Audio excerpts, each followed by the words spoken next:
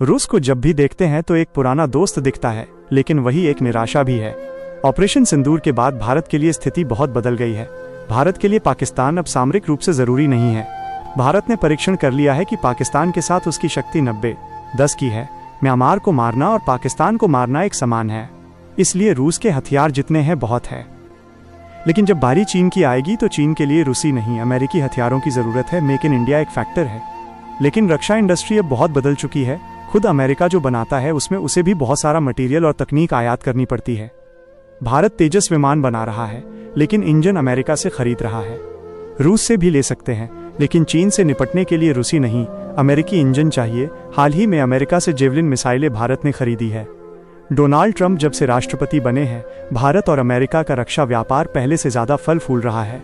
यही कारण है कि डोनाल्ड ट्रंप को लेकर आशा की किरणें आज भी है। ट्रंप को बस भारत का कृषि बाजार चाहिए, ताकि उसके बाद वे चीन को रडार पर ले सके। बस यही सारी बातें फंसी है। चीन को टक्कर देनी है तो अमेरिका और यूरोप की तकनीक तो चाहिए। मेक इन इंडिया को प्लस के रूप में ले सकते हैं, कारण कि यही मेक इन इंडिया 1995 में आ गया होता तो प्राथमिक होता, लेकिन अभी ये बहुत नया है।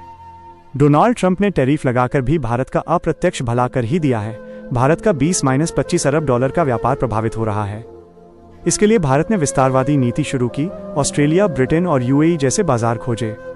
अमेरिका में भी भारत के जो निर्यात होते हैं वे सीधे जनता को नहीं होते, बल्कि डिस्ट्रीब्यूटर को होते हैं। डिस्ट्रीब्यूटर का नेटवर्क सिर्फ भारत में नहीं है, वो भारतीय व्यापारी को एक अंग्रेज या अरब व्यापारी से मिलवाकर वही भारतीय माल दुबई या लंदन से भी खरीद सकता है। ये प्रतिद्वंदिता से ज्यादा आपसी सहयोग का युग है। अंतर्राष्ट्रीय व्यापार इतना ज्यादा बदल गया है कि यदि दो एक जैसी दुकानें साथ लगती है तो वे एक दूसरे को बचाने का भी काम कर जाती है। इसमें एक राष्ट्रीय दृष्टिकोण भी है। जब टैरिफ लगे थे तो कांग्रेस आशावादी थी कि भारत में पैनिक मचेगा और नौकरियां जाएंगी तो उसे राजनीतिक जमीन मिलेगी, लेकिन ऐसा कुछ भी नहीं हुआ, उल्टे निर्यात बढ़ गया। लेकिन कई कांग्रेसियों को देखता हूं, वे कहते हैं ये भी मीडिया मैनेजमेंट है। लेकिन व्यापार में मीडिया मैनेजमेंट नहीं होता। यदि कोई बेरोजगार है तो वो सरकार के खिलाफ अपना रोष निकालेगा ही। नहीं निकाल रहा मतलब वो बेरोजगार नहीं है। कांग्रेस ने इसका एक्सक्यूज वोट चोरी निकाला है। राहुल गांधी को इसीलिए भारतीय इतिहास का सबसे कमजोर और गंदा नेता कहूंगा। इसने कांग्रेस को एक ऐसे भंवर में उलझा दिया है कि जब उसे नीतियों की आवश्यकता है तब वो आरोप प्रत्यारोप में ऊर्जा नष्ट कर रही है। आप किसी भी साम्राज्य का पतन पढ़िए, वो ऐसे ही होता है। राहुल गांधी बीजेपी के लिए इतना बड़ा वरदान बनकर उभरा है कि अब बीजेपी जो चाहे मनमानी कर ले, जनता कांग्रेस पर भरोसा कर ही नहीं सकती।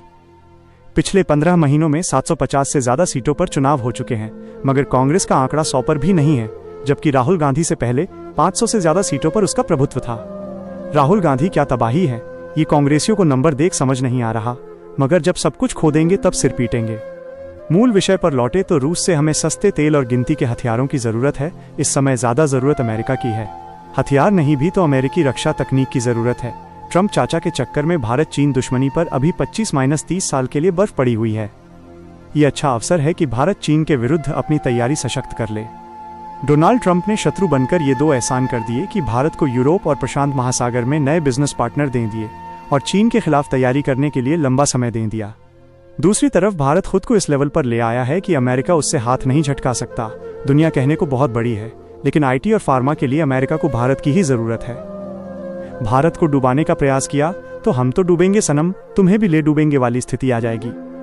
अंतर्राष्ट्रीय राजनीति ऐसी ही होती है, रोटी की तरह पलटती रहती है, कभी स्वादिष्ट भी होती है तो कभी जली हुई भी।